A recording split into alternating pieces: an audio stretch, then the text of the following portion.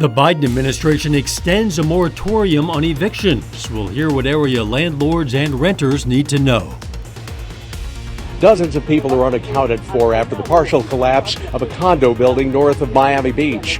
I'm Peter King with new video of the collapse and details on the search and rescue effort. The 4 states' most watched news starts now. The federal eviction moratorium is extended, but it could be for the last time. This is KOAM News at 5. The CDC today announced the extension of the federal ban on evictions through the end of July, but they've said it will be the final extension. We spoke with Associate Judge Christine Rhodes in Newton County, who says landlords are turning in paperwork for evictions. She also says some evictions have been going through because some tenants have not signed affidavits saying they can't pay rent because of COVID. If they didn't get that affidavit, regardless of the CDC's moratorium, landlords have been free to continue with their evictions. And that's the way that's worked in this court. I think there's probably some courts that are doing it similarly in the state. I'm sure there are courts that are doing it differently as well. Tonight at 6, we're going to hear what Judge Rhodes thinks may happen after the moratorium ends, and we'll hear from a local landlord. The former Cox Monette Hospital in Monette, Missouri is getting new life. Cox Health is gifting the building to Life 360 Community Services, which will use it for a number of purposes. Those include mental health services, foster care, and employment services. Life 360 Community Services is expected to move into the old hospital in August. This space will be a variety of activity. We have about 15 nonprofits that are interested in having some sort of presence here, whether that's just a simple office or it's actual clinical space with Crisis Pregnancy Center. Former Cox Monette Hospital was built in 1953. Cox Health built a new hospital in Monette, which they started using in January. Nick Kelly joins us. Another sunny day out there, Nick. Yeah, well, some had to deal with a couple of thunderstorms this morning and even once this afternoon, Val. Most of us were mostly sunny, and we did have temperatures topping out in the mid-90s this afternoon, lower to middle 90s across much of the area. You can see on the Skywatch Storm Tracker, we kept things pretty quiet overall throughout much of the day. However, look off to the west in Kansas, up in Nebraska. Thunderstorms will have to watch as we go into the overnight. Right now, though, temperatures, they are hot with lower middle 90s all across the board. We're quiet for much of the night now. It's going to be a warm night with lows in the upper 70s. We'll see how hot we get for tomorrow, and we'll time out our next chance for storms here in a bit. All right, see you then. Topping Nation Watch, President Biden officially announced he's reached an infrastructure deal with a bipartisan group of senators. The $1.2 trillion proposal includes $579 billion in new spending focused on physical infrastructure, including transportation, water, energy, and broadband internet. Has come together and forged an agreement that will create millions of American jobs and modernize our American infrastructure to compete with the rest of the world and own the 21st century. The deal is expected to be paid for by redirecting a portion of unused COVID relief funding and enhanced tax enforcement.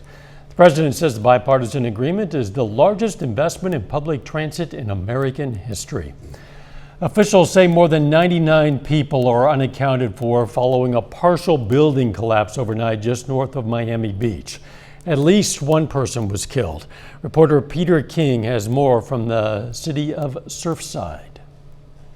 Dramatic video shows the middle section of the condo building in Surfside collapsing first, followed by the section closest to the ocean, the air quickly filling with smoke and debris.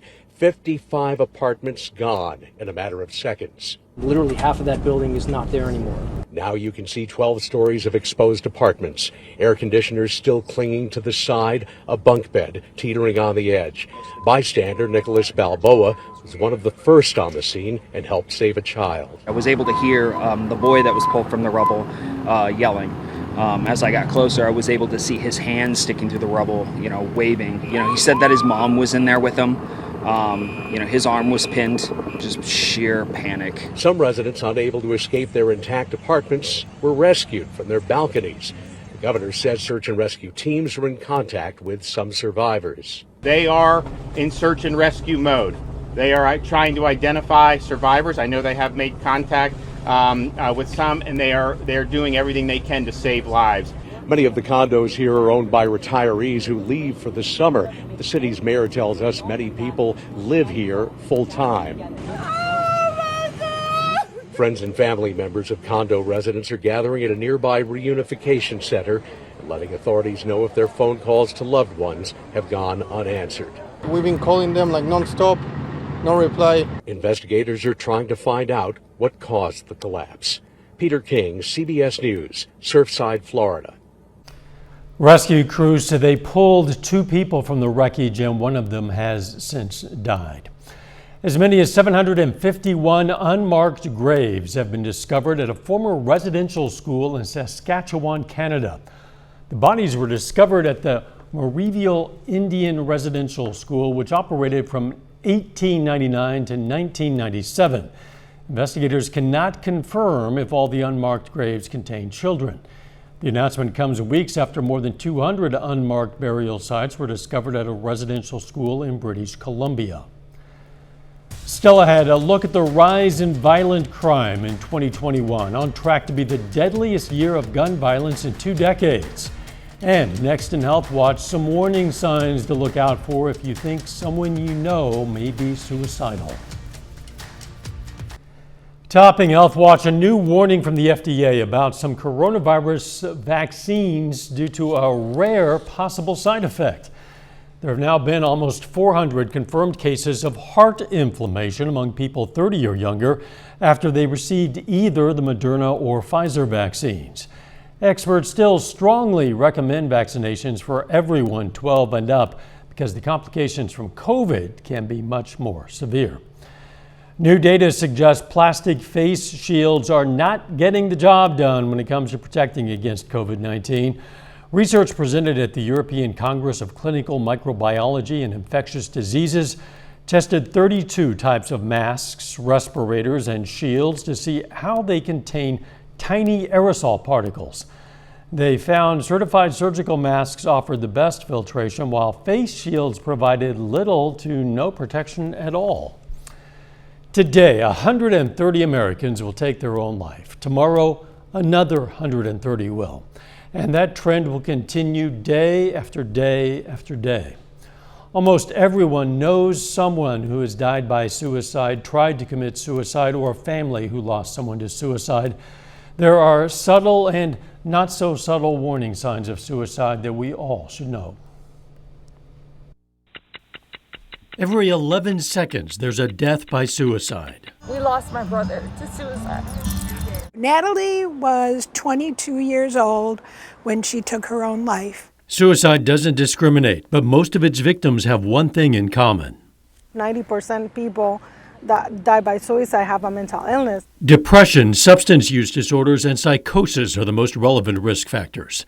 That's why it's important for loved ones to know the signs. Some are easier to see.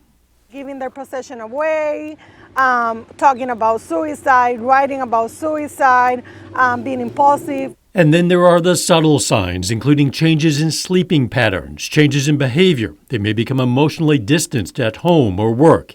And be aware if they have a new interest in accessing lethal means. Not just buying a gun, but stockpiling pills. If you notice any of these things, experts say it's okay to ask them about it. Research proven, just by talking about suicide, you won't put the idea on the person. On the contrary, you will give some relief to that person that actually wants to die by suicide and want to open up. And talking about it is the first step to stopping it. For every one suicide, there are 25 attempts. That's 25 times someone survived. Maybe the next attempt is someone you could save.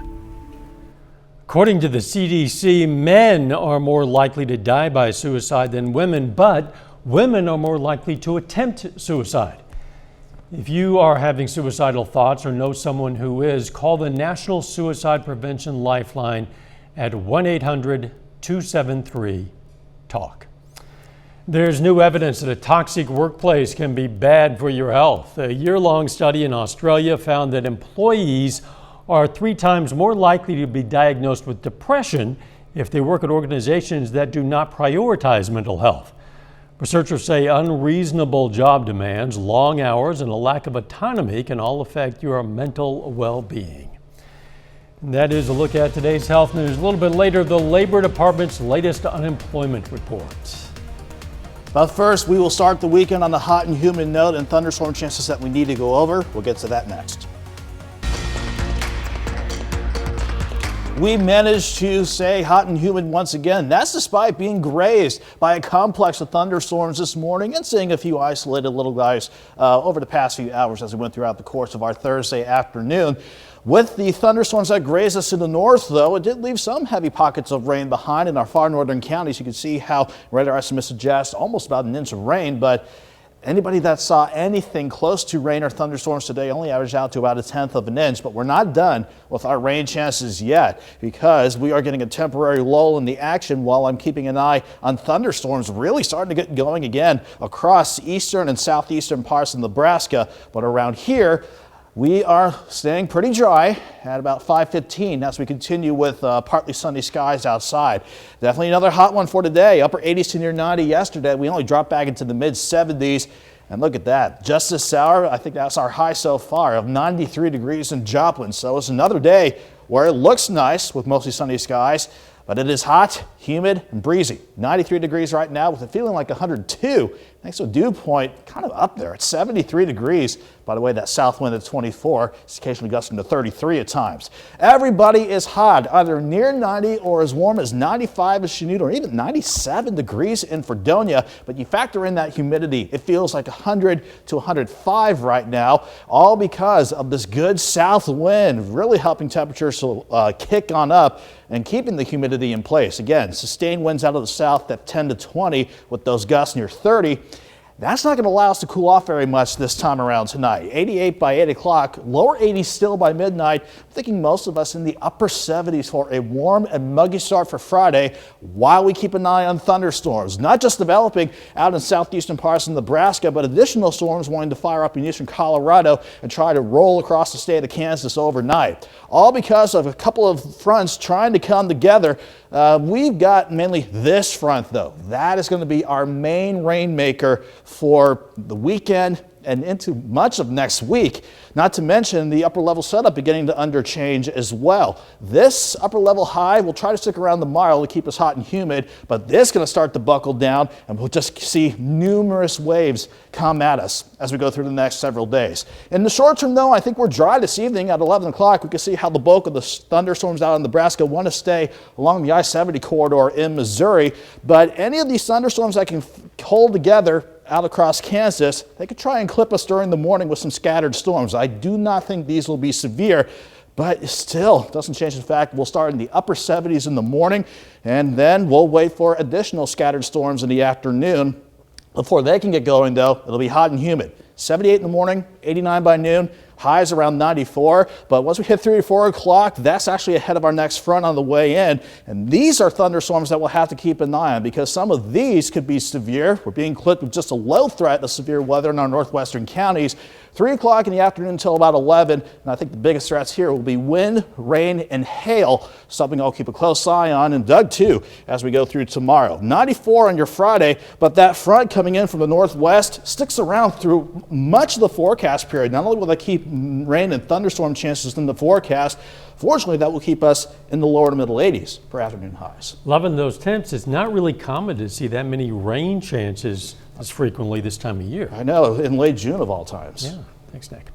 Coming up, a budget airline reverses course on a new fee following public backlash. First, though, we honor a local veteran. Jordan McRoberts served in the U.S. Navy in 2004 and 2005. The Lamar, Missouri native was stationed in Iraq, and we salute Petty Officer 3rd Class Jordan McRoberts, a 4-state hero. Topping Consumer Watch, fewer Americans signed up for unemployment benefits last week. According to the Labor Department, first-time filings for weekly jobless claims fell to 411,000. Claims had surprisingly jumped in the prior week, with some analysts blaming that on lingering volatility from the Memorial Day holiday. But a lack of child care options is keeping some workers at home. An about face by Frontier Airlines. After getting blowback online, the budget airliner says it's dropping its COVID recovery fee. The carrier quietly added that fee last month, saying it was to cover the cost of additional cleaning and sanitation. Following media reports, users quickly took to social media and pointed out that the airline took part in that industry's $50 billion government bailout. 2021 could be on pace to be America's deadliest year of gun violence in the last 2 decades. Yesterday, President Biden announced a new strategy to combat it. It includes a zero-tolerance policy for gun dealers who break federal law, deploying strike teams to crack down on illegal gun trafficking, and encouraging communities to use federal pandemic relief funds for policing and crime prevention. David Begnow reports from New York on the rise in violence and reaction to it. Take Chicago last weekend. Police say during the Puerto Rican Day festivities, surveillance video captured Giovanni Arzuaga and Yasmin Perez being ambushed after a minor traffic accident. According to authorities, Yasmin was pulled from the car, beaten, and shot. When Giovanni tried to save her, he was gunned down almost execution style. Both of them were killed. It's hard to believe that he's gone. A young guy is gone just because of an accident. In New York City, 2 children narrowly avoided being shot as a gunman shot at a man on a busy city street. And in Austin, Texas this month, gunfire broke out early one morning in the city's nightlife district. 1 person was killed, 13 more were injured. Nearly 10,000 people have been killed this year alone from gun violence, and it's not letting up. In a study of 24 major cities, homicides increased by 24% in the first quarter of 2021 compared to the same time period in 2020, and by 49% from that period in 2019. So far this year, homicides are up nearly 14% in New York City, 22% in Los Angeles, and by 13% in Washington, D.C. compared to last year. The frustrating thing is no one has identified the magic solution. Stephen Adler is the mayor of Austin, Texas, and he is hoping to reverse the trends.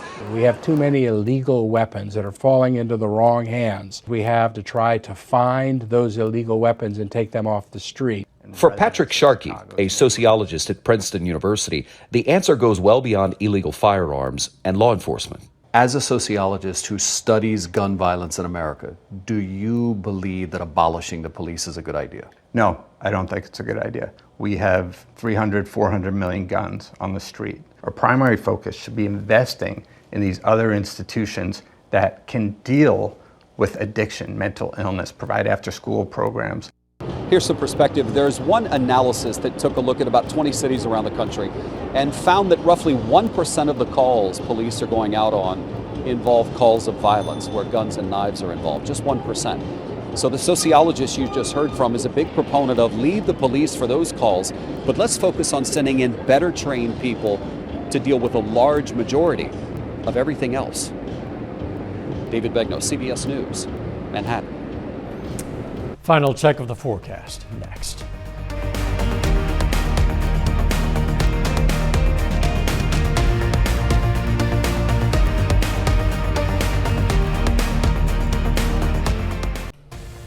The CBS Evening News is next. Then on KOAM News at 6, we're going to have more local reaction to the Biden administration extending the eviction moratorium for another month. Plus, Pittsburgh School Board of Education hires an architectural firm to look into renovating the aging middle school building. And a Pittsburgh police officer apprehends an 8-foot-long suspect while responding to a call about a snake. Yeah, you need to see this. Stay with us for the CBS Evening News and then KOAM News at 6. Still hot out there. I know some rain chances are approaching though. Yeah, even with some rain chances in the forecast by tomorrow morning, Dow, it's going to be a warm and muggy night with lows in the upper 70s. I'm thinking 94 in your Friday. We'll have to watch for scattered storms in the morning, but I think a better shot for strong, maybe severe storms late tomorrow afternoon into tomorrow night. And then our next frontal system hangs out for the next several days. Fortunately, that will keep us in the 80s for the rest of the weekend. Yeah, and that'll be welcome cool down, I think. Yes, it will. Thanks for joining us. The CBS Evening News is next. And of course, we're going to be right back here for KOAM News at 6. See you then. Let's make it a great evening.